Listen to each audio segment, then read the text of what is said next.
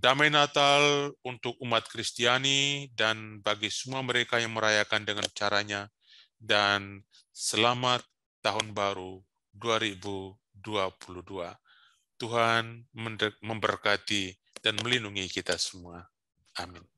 Selamat siang waktu Indonesia, Romo Marcos. Selamat sore waktu Indonesia, Mas Philip. Ya, bagaimana kabarnya, Romo? Oh ya, syukurlah hari ini hari terakhir bekerja di kantor di Vatikan.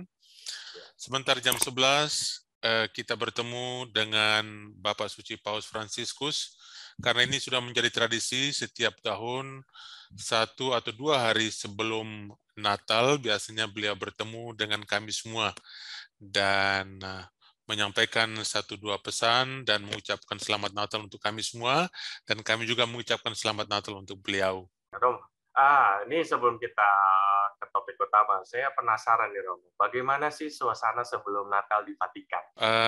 Kelihatannya kita semua sudah siap untuk merayakan Natal besok malam, tanggal 24 malam hari, dan juga tanggal 25 hari Sabtu. Suasananya sangat mendukung. Sudah sejak awal Desember, itu kandang Natal besar atau dikatakan kandang Natal raksasa yang berasal dari negara Peru sudah diletakkan di atas lapangan Santo Petrus, Vatikan, dan membuka kesempatan untuk dikunjungi, dan setiap hari selalu ramai para pengunjung. Dan di samping itu, di antara tiang-tiang raksasa Vatikan juga digelar pameran 126 kandang Natal atau gua Natal internasional dari berbagai negara termasuk Indonesia. Dan ini sangat mengundang dan mendukung suasana Natal, sehingga secara keseluruhan kelihatannya kami di sini sudah siap untuk merayakan Natal. Juga dari segi security, semuanya juga sudah siap. Paus sendiri sudah siap. Gereja Santo Petrus atau Basilika Santo Petrus juga sudah disiap, dan kita semua sudah siap untuk merayakannya. Luar biasa, Romo. Nah, baik. Kemudian ini kita tahu sebentar lagi kita akan datang ke ujung tahun, berganti tahun. Tapi sebelumnya ini momen yang ditunggu-tunggu, Romo, yaitu Natal. Natal tahun ini, bagaimana Romo dan seluruh umat Katolik dunia untuk memaknai Natal tahun ini seperti apa, Romo? Mungkin bisa dijelaskan tema tahun ini itu apa dan bagaimana kita bisa memaknai itu semua. Tema secara nasional Indonesia itu tentu saja merupakan tanggung jawab dari gereja lokal, dari Konferensi Balik Gereja Indonesia, bagaimana memaknainya dengan umat Katolik Indonesia. Sedangkan di Vatikan sendiri, Sri Paus sudah hari-hari sebelumnya berbicara juga di dalam berbagai macam katekese, mempersiapkan umat dengan memasukkan pesan-pesan fundamental, pesan-pesan khusus untuk Natal, tentu saja dalam kaitannya dengan perdamaian dunia yang berkulminasi atau berpuncak pada tanggal 1 Januari nanti, pada hari perdamaian internasional, dan beliau akan menyampaikan pesan-pesan perdamaian. Tetapi tentu saja Natal tidak terpisahkan dari pesan perdamaian, karena Natal adalah sebuah peristiwa penuh kedamaian dan penuh kerukunan, penuh keharmonisan. Tanpa ini, Natal tidak atau belum berarti bagi kita umat manusia. Jadi, kalau saya bisa menyimpulkan secara singkat berbagai macam pesan Sri Paus Fransiskus di dalam berbagai macam kesempatan berkatekese dengan mengaitkannya dengan pesan Natal yang akan kita rayakan sebentar lagi, kira-kira demikian. Apa sih pesan Romo terkhususkan untuk bangsa Indonesia di tahun ini? Kemudian apa yang bisa bangsa Indonesia mungkin kita setahun, 2 tahun bahkan memasuki tahun kedua kita sudah ada alami pandemi. Bagaimana kita menghadapi tetap bertahan dan tetap bangkit dari keterpurukan. Natal adalah sebuah peristiwa yang sangat unik dan luar biasa yang merangkul dunia, yang membuat semua manusia di dunia ini sadar dan tahu sekaligus bertanya, apa itu Natal sebenarnya? Di mana-mana kita melihat simbol-simbol Natal, nyanyian-nyanyian Natal terdengar di mana-mana, di seluruh dunia Natal bergema. Natal adalah sebuah peristiwa agung.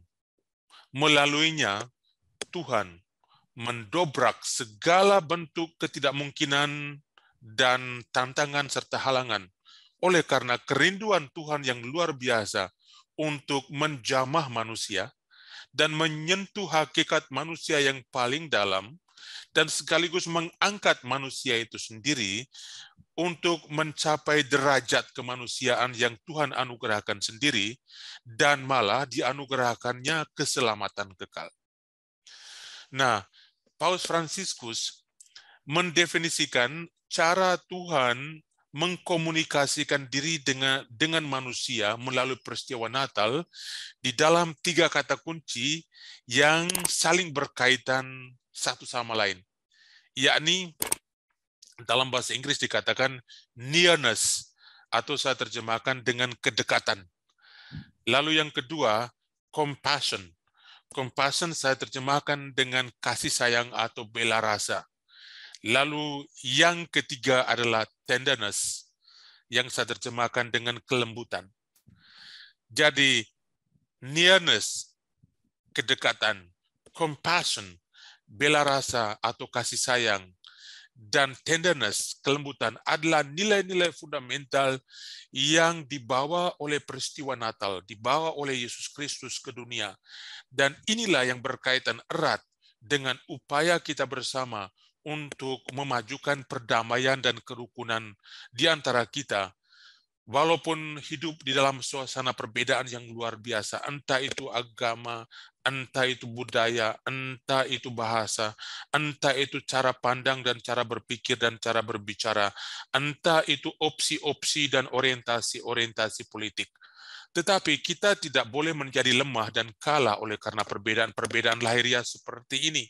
Karena kemanusiaan kita itu sejatinya satu dan sama. Dan kemanusiaan kita menuntut nilai-nilai fundamental seperti ini, tenderness, nearness, compassion, untuk kita hidupi dan kita ejawanta, kita praktikkan di dalam kehidupan bersama, agar kita semua bisa mencapai kebahagiaan itu oleh karena perdamaian dan kerukunan yang kita cita-citakan bersama ini. Jadi inilah ketiga nilai fundamental yang berkaitan satu sama lain, merupakan pesan fundamental Natal yang dibawa oleh Yesus Kristus ke dunia.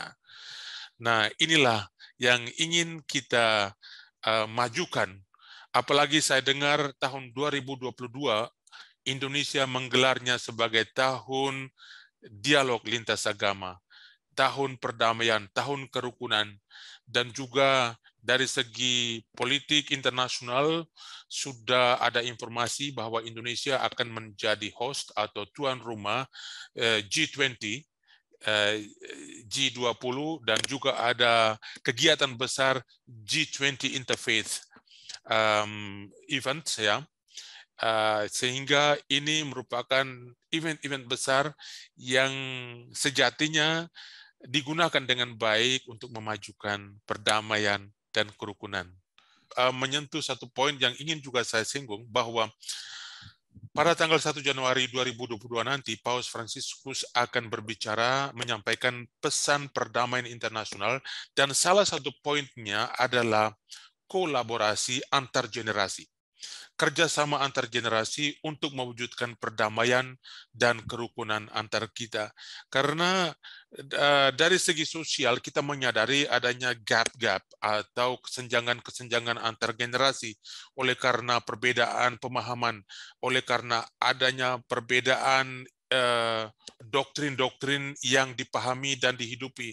Dan ini sebenarnya tidak boleh terjadi, tidak boleh ada, karena kita semua harus mengupayakan persatuan dan kesatuan dan kerjasama. Oleh karena itu, Paus Fransiskus menggunakan sebuah istilah yang sangat menarik.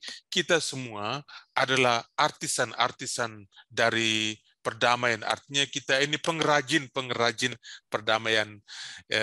Inilah sebuah istilah yang juga sangat menarik. Oleh karena itu, bangsa Indonesia, rakyat Indonesia, saya harapkan supaya tetap bijak dan waspada, dan selalu tekun memerangi COVID-19 sampai pada angka 0, angka 0.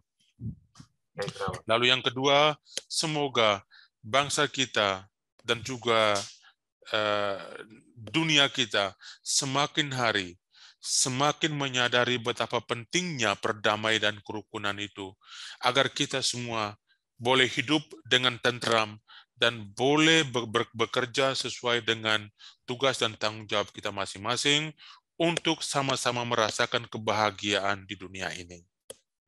Baik, luar biasa. Romo, ini kan nanti akan ditayangkan tepat 25 Desember, yang itu artinya hari Natal. Ya, Romo juga akan sedikit membagikan doa untuk kami semua yang ada di Indonesia. Boleh, Romo?